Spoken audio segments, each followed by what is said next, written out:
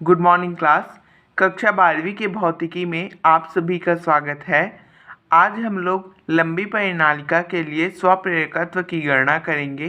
पिछले क्लास में हमने फैराडे के विद्युत चुंबकीय प्रेरण संबंधी 2 नियम किए थे तथा उसके द्वितीय नियम का क्या है व्यंजक भी प्रतिपादित किए थे तथा प्रथम नियम के स्पष्टीकरण के लिए हमने पहला फैराडे के प्रयोग को ही लिया था और उसके बाद हमने स्वप्रेरण की घटना क्या होती है इसके बारे में भी पढ़ा था तथा लेंज के नियम की सहायता से प्रेरित जो धारा है उसकी दिशा किस प्रकार होती है इसके बारे में भी हमने कुछ जाना था तथा फ्लेमिंग के दाएं हाथ के नियम की सहायता से भी हमने इसे ज्ञात की थी। स्वप्रेरण क्या होता है? तो देखिए, स्वप्रेरण होता है, कल आपने पढ़ा था प्रयोग द्वारा, कि जब किसी भी कुंडली में बहने वाली विद्युत धारा के मान में हम परिवर्तन करते हैं तो उस कुंडली से जो गुजरने वाली बल रेखाएं होती है उनकी संख्या में क्या है परिवर्तन होने लगता है। फलस्वरूप उस कुंडली में क्या है प्रेरित धारा उत्पन्न हो जाती है और इस घटना को हम लोग स्वप्रेरण कहते हैं। जब किसी कुंडली में बहने वाली विद्युत धारा के मान में हम लोग परिवर्तन करते हैं तो उस कुंडली के से बद्ध चुंबकीय फ्लक्स में क्या है एकाएक परिवर्तन हो जाता है। फलस्वरूप उस कुंडली में प्रेरित धारा उत्पन्न हो जाती है और इस घटना को स्वप्रेरण कहते हैं। याद रखिए, स्वप्रेरण में केवल एक परिपथ लेते हैं, केवल एक कुंडली रहती है और एक परिपथ प्राथमिक परिपथ ही होता है, द्वितीयक परिपथ इसमें नहीं होता है। यह बात आप ध्यान रखिए।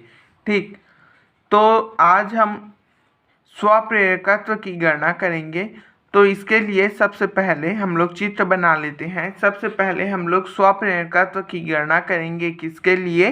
तो एक लंबी परिनालिका के लिए। तो सबसे पहले हम लोग एक लंबी परिनालिका का चित्र बना लेते हैं। तो परिनालिका आप लोगों ने पढ़ा होगा कि तांबे के विद्युत रोधी तार को क्या है लपेट कर परिनालिका बनाई जाती है। तो ये क्या हो गया, एक परिनालिका है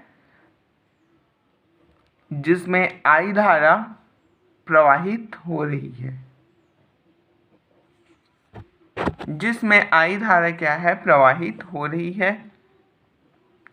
ठीक, ये है जिसकी लंबाई कितनी है, परिनालिका की लंबाई L है। ठीक, और इसकी त्रिज्या कितनी है? मान लो ये इसका केंद्र है, ये इसका क्या हो गया केंद्र बिंदु, मुख्य अक्ष मान लीजिए केंद्र हो गया। तो ये इसके केंद्र है। तो केंद्र से परिधि तक की दूरी को हम लोग क्या कहते हैं? त्रिज्या। तो स्मॉल r इसका क्या हो गया? त्रिज्या हो गया। और ये चित्र क्या है हमारा? परिनालिका है। ठीक, विद्युत क्षेत्र की दिशा क्या है? इस डायरेक्शन में है। तो हम लोग लिखेंगे, मान लो किसी परिनालिका की लंबाई L जैसा कि चित्र में है, त्रिज्या R जैसा कि चित्र में है, उसके प्रति एकांक लंबाई में फेरों की संख्या कितनी है? N है। प्रति एकांक लंबाई में फेरों की संख्या N है। तब परिनालिका में कुल फेरों की संख्या हो जाएगी capital N is equal to N into L। ये क्या है? प्रति एकांक लंबाई में। तो प्रति एकांक लंबाई में कुल लंबाई की हम लोग गुणा करेंगे तो क्या है, इस परिनालिका में कुल फेरों की संख्या का मान पता चल जाएगा। तो परिनालिका में कुल फेरों की मान है संख्या है N is equal to NL। ठीक, तथा उसके अनुप्रस्थ काट का क्षेत्रफल कितना हो जाएगा? पाई r स्क्वायर, है ना। तो ये हो गया अनुप्रस्थ काट का क्षेत्रफल।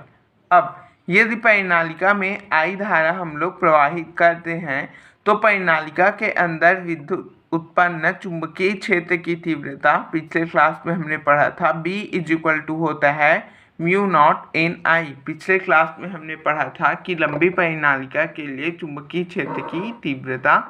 ठीक, तो वहीं से आया है B is equal to mu 0 NI, है ना, जहाँ पे क्या है म्यू 0 निर्वात की चुंबकशीलता है।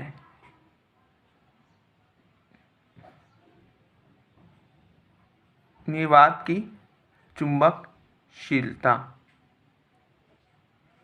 ठीक, अब हम लोग करेंगे परिनालिका से बद्ध कुल चुंबकीय फ्लक्स।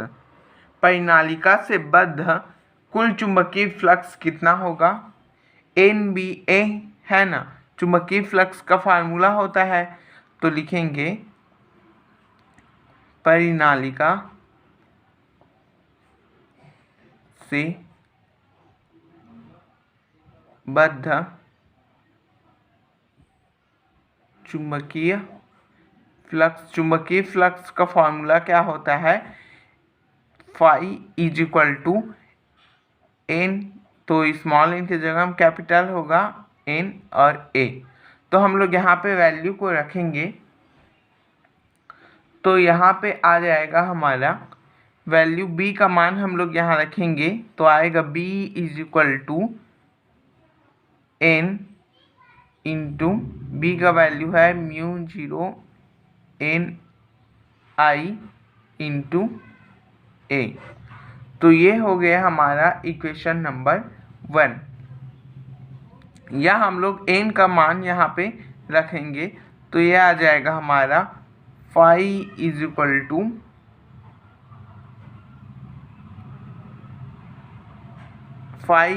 टू आएगा, एन का वैल्यू रखने पर हो जाएगा एन एल इंटू μ0 एन आई ए। तो फाई इज इक्वल टू आएगा एन एन हो जाएगा, तो ये एन स्क्वायर हो जाएगा एल आई μ0 ए। ये हो गया समीकरण नंबर 1। और हम लोग जानते हैं स्वप्रेरकत्व से क्या होता है, परंतु स्वप्रेरकत्व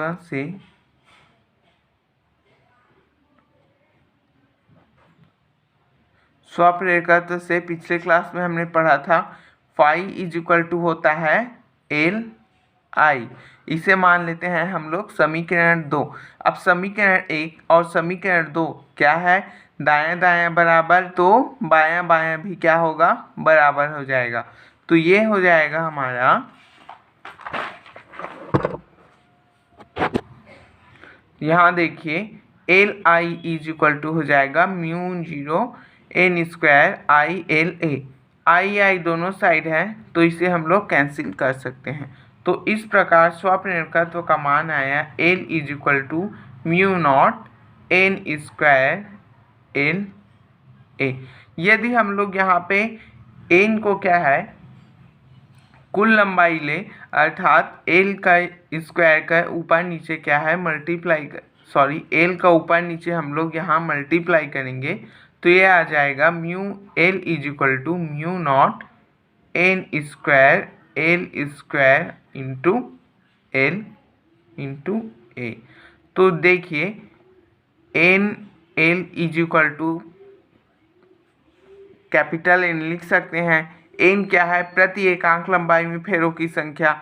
एल क्या है? परिनालिका की लंबाई। दोनों का गुणा करेंगे तो ये कैपिटल एन आएगा, वो क्या है? परिनालिका में कुल फेरों की संख्या हो जाएगा। तो इस प्रकार L is equal to μ0 N square A into L. ये आ गया किसी लंबी परिनालिका के लिए स्वप्रेरकत्व का मान। ठीक, यदि यहाँ पे देखिए यदि परिनालिका के अंदर क्या है? क्रोड है। परिनालिका के अंदर जो क्रोड होता है उसकी चुंबकशीलता म्यू हो, तो परिनालिका के अंदर यदि परिनालिका के अंदर के क्रोड की चुंबकशीलता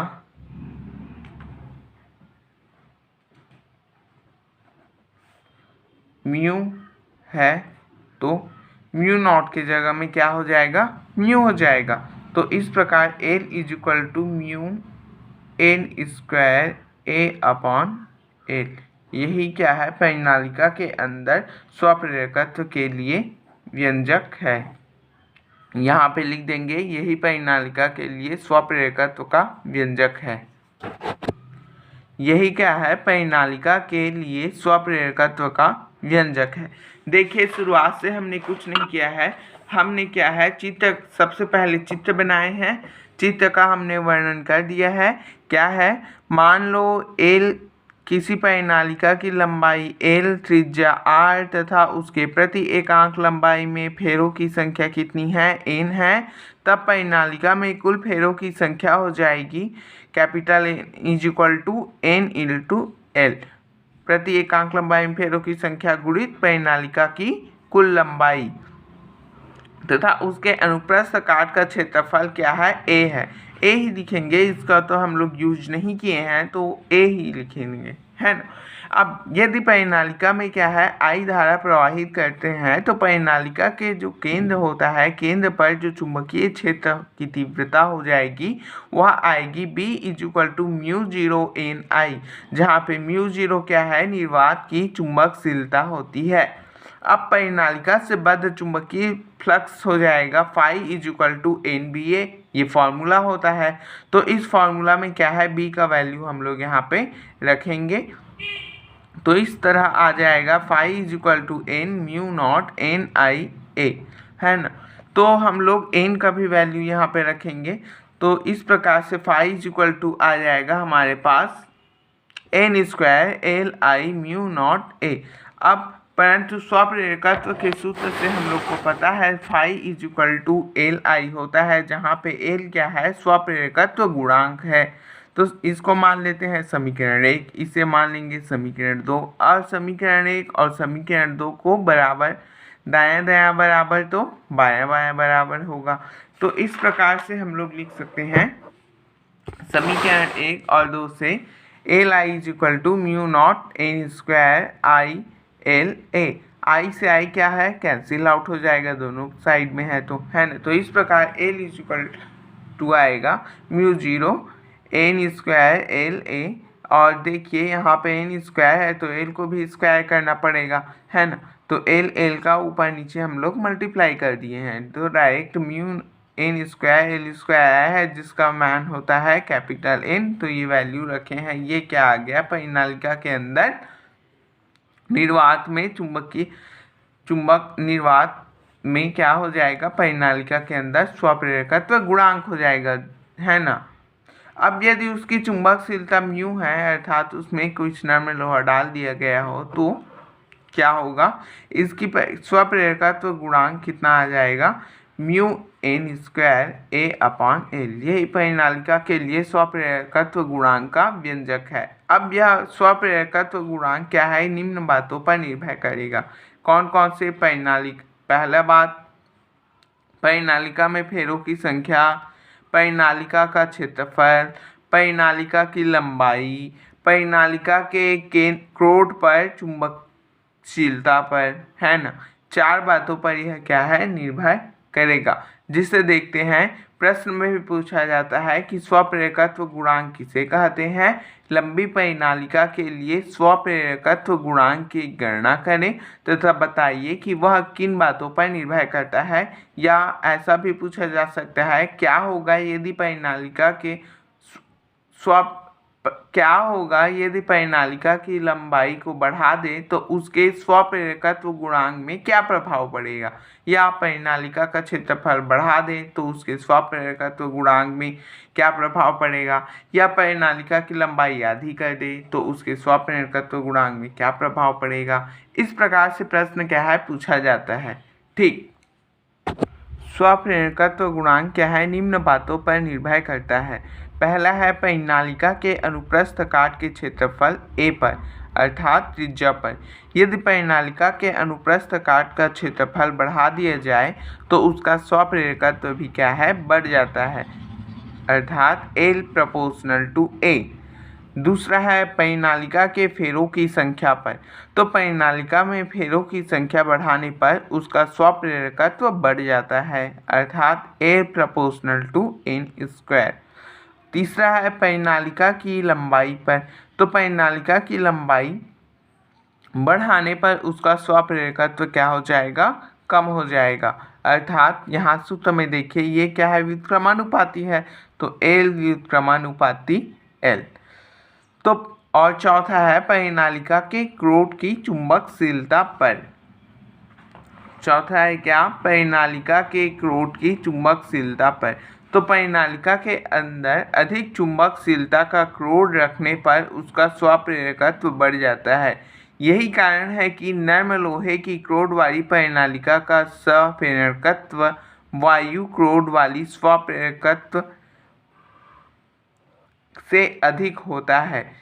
देखिए, यदि परिनालिका के अंदर हम लोग नर्म लोहे का क्रोड रख दें, है नर्म लोहा रख दें, उसके क्रोड पे मतलब केंद्र पर नर्म लोहा रख दें, तो उसका स्वप्रेरकत्व क्या है, बढ़ जाता है। ठीक, तो एल प्रोपोर्शनल टू म्यू। तो इस प्रकार से हमने जाना कि परिनालिका का स्वप्रेरकत्व किस बातों पर निर्भर करता है। अब हम लोग परिनालिका का देख लिए। अब देखते हैं समतल वृत्ताकारी कुंडली के लिए स्वप्रेरण गुणांक। ये क्या है, दोनों में से कोई एक एग्जाम में जरूर आता है। अब हम लोग देखते हैं समतल वृत्ताकारी कुंडली के लिए स्वप्रेरकत्व गुणांक। तो देखिए, इसके लिए भी सबसे पहले एक चित्र बना लेंगे। सबसे पहले हम लोग एक वृत्ताकार कुंडली बना लेते हैं। तो ये क्या हो गया, एक वृत्ताकार कुंडली हो गया जिसकी त्रिज्या कितनी है, आर है। मान लो एक वृत्ताकारी कुंडली है जिसकी त्रिज्या क्या है, आर है। इसमें फेरों की संख्या क्या है, एन है। फेरों की संख्या क्या है, एन है। यदि इसमें आई विद्युत धारा प्रवाहित की जाती है तो इस पर उत्पन्न चुंबकीय क्षेत्र B इक्वल टू हो जाएगा म्यू जीरो अपान 4 पाई इंटू 2 पाई NI अपान R।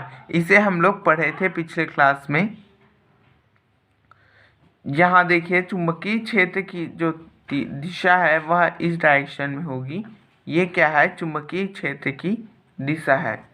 ठीक, तो यहाँ पे इसका वर्णन लिखेंगे। मान लो एक समतल वृत्ताकारी कुंडली है जिसकी त्रिज्या क्या है, r, तथा उसमें फेरों की संख्या कितनी है, n है। यदि उसमें I विद्युत धारा प्रवाहित किया जाए तो उसके केंद्र पर चुंबकीय क्षेत्र की तीव्रता होती है B = म्यू जीरो अपान 4 पाई इंटू 2 पाई NI अपान R। तो 2 पाई से 4 पाई कैंसिल आउट हो जाएगा। हमारे पास आएगा B = म्यू जीरो NI अपान 2R, है ना। अब हम लोग मानते हैं कि चुंबकीय जो क्षेत्र की जो तीव्रता है वह कुंडली के संपूर्ण तल में क्या है, एक समान है ना, एक समान है। तो वृत्ताकारी कुंडली से बद्ध जो चुंबकीय क्षेत्र होगा, कुंडली से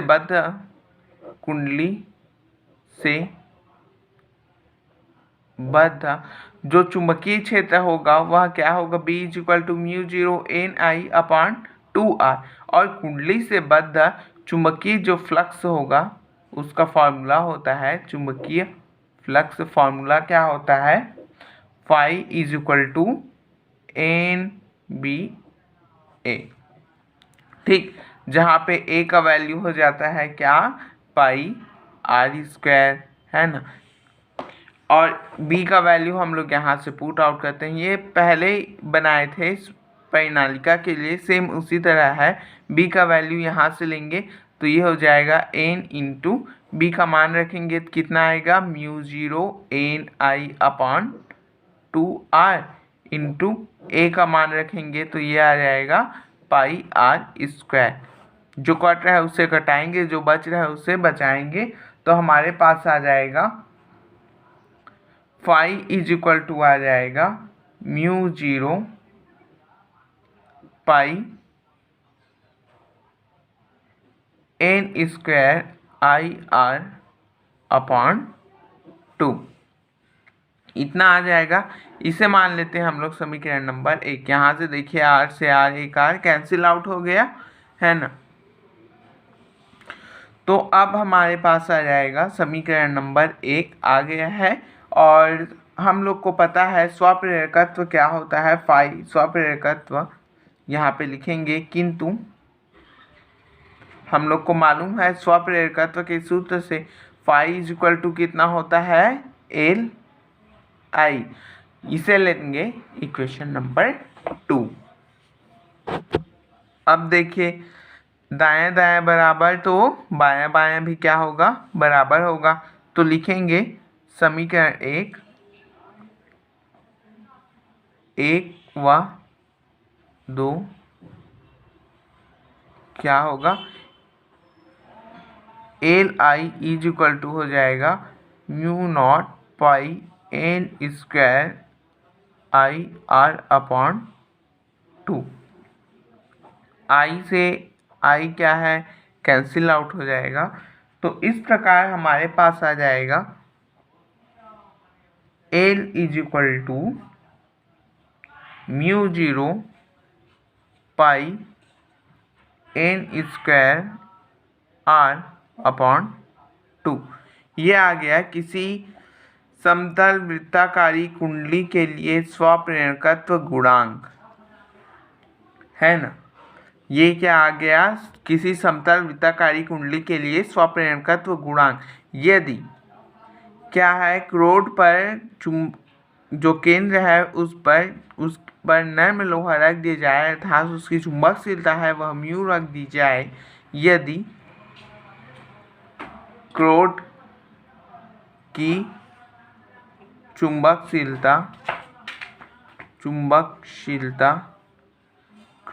चुंबकशीलता म्यू हो तो ये आएगा L is equal to mu naught की जगह में म्यू लिखेंगे, तो ये आएगा L is equal to mu pi N square R upon 2।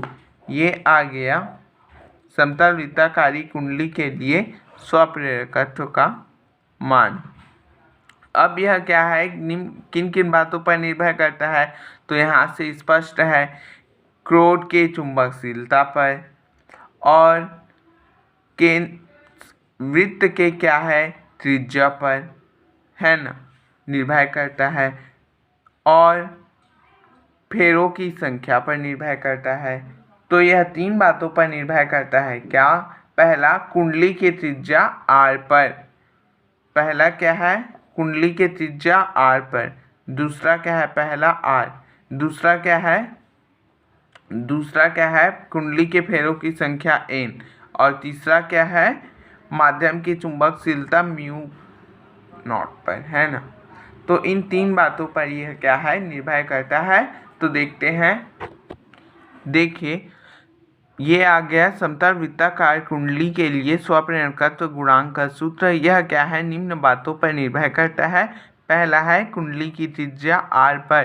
कुंडली की त्रिज्या बढ़ाने पर उसका स्वप्रेरण गुणांक क्या होता है, बढ़ जाता है। दूसरा क्या है, फेरों की संख्या n पर। कुंडली में फेरों की संख्या बढ़ाने पर उसका स्वप्रेरण गुणांक बढ़ जाता है, क्योंकि L proportional to n square. और तीसरा क्या है, कुंडली के अंदर रखे पदार्थ की चुंबकशीलता म्यू पर। यदि कुंडली के अंदर अधिक चुंबकशीलता का माध्यम, जैसे कि साधारणतः नर्म लोहा या गुबार की कुछ भी भर दिया जाए, तो उसका स्वप्रेरण गुणांक क्या होता है, बढ़ जाता है। क्यों बढ़ जाता है, क्योंकि L समानुपाती म्यू है। तो इस प्रकार हमने स्वप्रेरण गुणांक के बारे में जाना। अब चलते हैं अन्योन्य प्रेरण, म्यूचुअल इंडक्शन।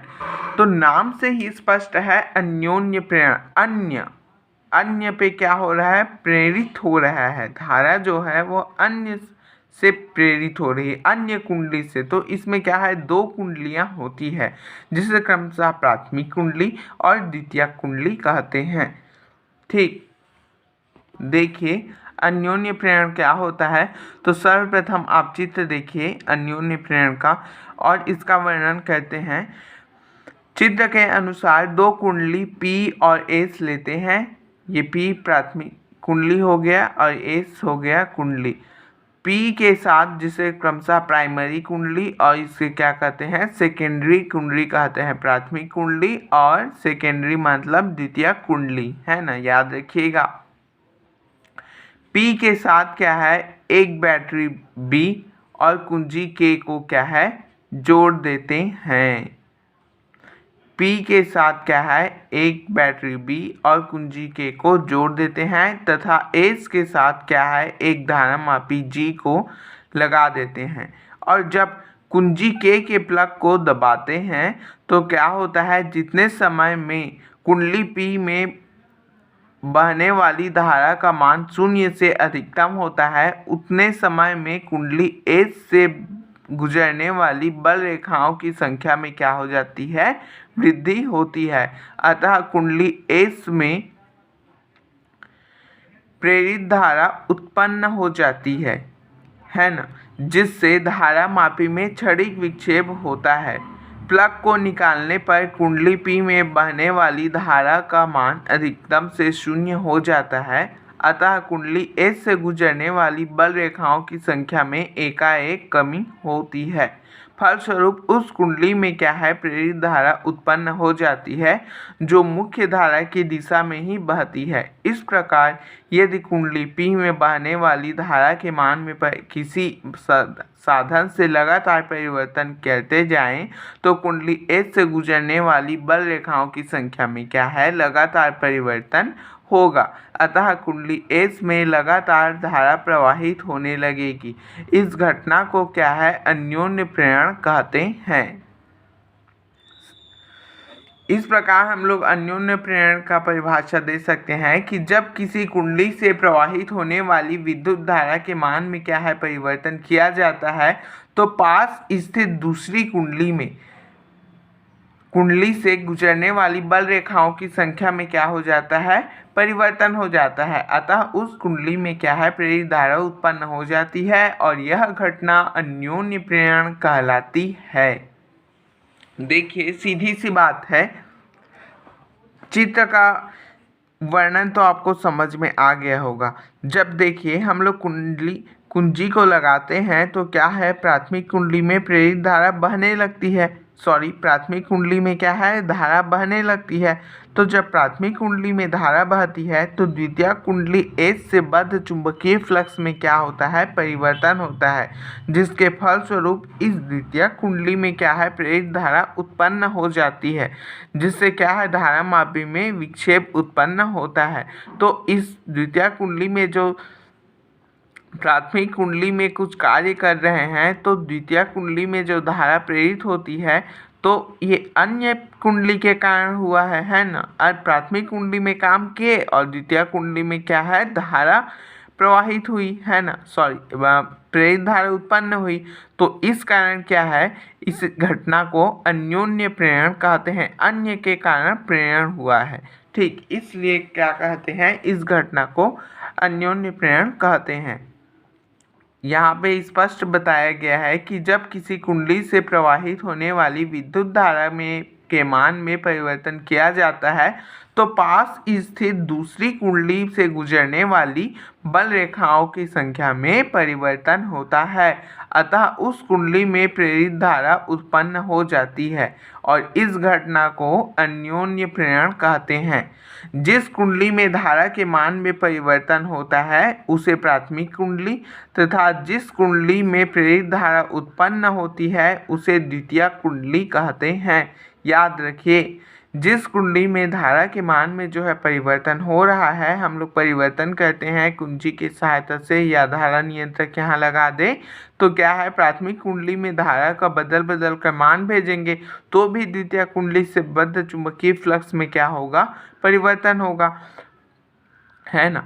तो जिस कुंडली में बहने वाली जो धारा का मान है उसमें परिवर्तन करते हैं उसे प्राथमिक कुंडली तथा जिस कुंडली में क्या है, प्रेरित धारा उत्पन्न होती है उस कुंडली को द्वितीय कुंडली कहते हैं। इस प्रकार से अन्योन्य प्रेरण क्या होता है इसके बारे में हमने जाना। अब अन्योन्य प्रेरकत्व क्या होता है उसके बारे में जानते हैं। ठीक, तो अन्योन्य प्रेरण स्वप्रेरण के जैसा ही है, लेकिन इसमें फ़र्क इतना है कि इसमें 2 कुंडली की आवश्यकता होती है, 2 परिपथ है जिसे क्रमशः प्राथमिक और द्वितीयक कहते हैं।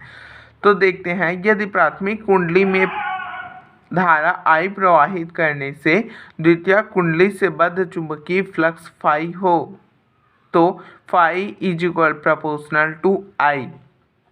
फाई इज इक्वल टू हो जाएगा, समानुपाती नियतांक को समानुपाती चिन्ह को हटाएंगे तो एक नियतांक लेना पड़ेगा, तो phi is equal to M I, जहाँ पे एम क्या है, एक नियतांक है जो दोनों कुंडली के फेरों की संख्या, द्वितीय कुंडली के क्षेत्रफल ए तथा माध्यम पर निर्भर करता है। इन दोनों कुंडलियों का अन्योन्य प्रेरकत्व या अन्योन्य प्रेरण गुणांक कहते हैं। एम क्या है, अन्योन्य प्रेरण गुणांक है। यदि इस सूत्र में हमारे पास I का वैल्यू 1 है ना, यदि I का वैल्यू हम लोग 1 लेते हैं तो समीकरण 1 से phi is equal to M हो जाएगा। तो इस प्रकार हम लोग अन्योन्य प्रेरण को परिभाषित कर दे सकते हैं कि किन्हीं 2 कुंडलियों का अन्योन्य प्रेरकत्व गुणांक द्वितीयक कुंडली से बद्ध चुंबकीय फ्लक्स फाई के बराबर होता है, जो उस समय उत्पन्न होता है जब प्राथमिक कुंडली में एकांक धारा क्या है, प्रवाहित करते हैं। क्या कह सकते हैं, किसी 2 कुंडली का अन्योन्य प्रेरण गुणांक द्वितीयक कुंडली से बद्ध चुंबकीय फ्लक्स के बराबर होता है, जो उस समय उत्पन्न होता है जब प्राथमिक कुंडली में क्या है, एकांक धारा प्रवाहित किया जाता है। तो इस प्रकार से अन्योन्य प्रेरकत्व क्या होता है, इसके बारे में हमने जाना और अन्योन्य प्रेरण, अन्योन्य प्रेरकत्व के बारे में जाना। ठीक है, तो जितना पढ़ाया गया है उससे पढ़ेंगे, सभी का नोटेशन बनाते जाएंगे, है ना, और डिवीज़न करते रहेंगे। तो आज के लिए बस इतना ही, धन्यवाद।